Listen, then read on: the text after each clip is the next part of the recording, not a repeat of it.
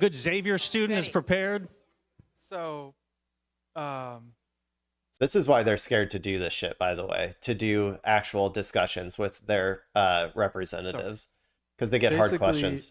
Going back to what was said over here, you have not taken money from AIPAC, but pro-Israel lobbies and their donors have spent $4.5 million on your campaigns. But I do have a question unrelated to that. I just wanted to add that. So I'm curious why left-leaning media, well, I guess mainstream media and establishment Democrats are spending energy attacking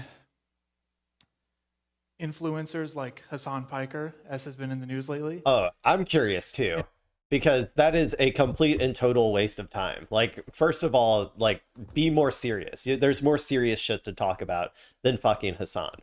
But like, also just like, he is representative of the vast majority of your base, especially when it comes to Israel. So, yeah, what are you doing out there? And why the Democratic establishment is just like immune to criticizing Democratic leadership like Hakeem Jeffries and Chuck Schumer, who are some of the main drivers in the reason that the Democratic Party is at its lowest approval rating in history.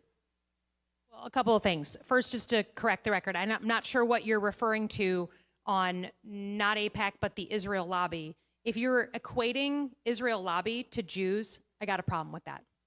And that just like... No, he was talking about the same donors who donate to AIPAC donated to her.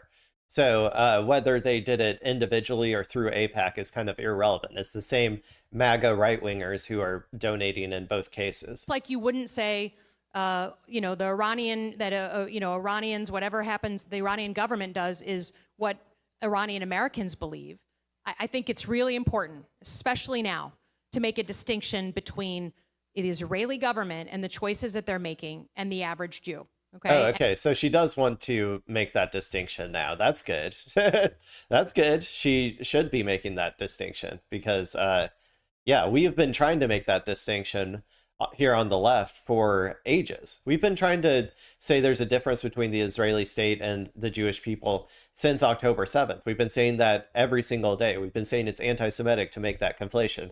But people like her were out there saying, actually, Israel does represent the Jewish people, and actually it is anti-Semitic to attack Israel because they speak for all of the Jews. And we were out there saying no. So I'm glad that she's come around on that issue. And Jewish people who donate to campaigns. So I feel very strongly about that. But in terms of yeah,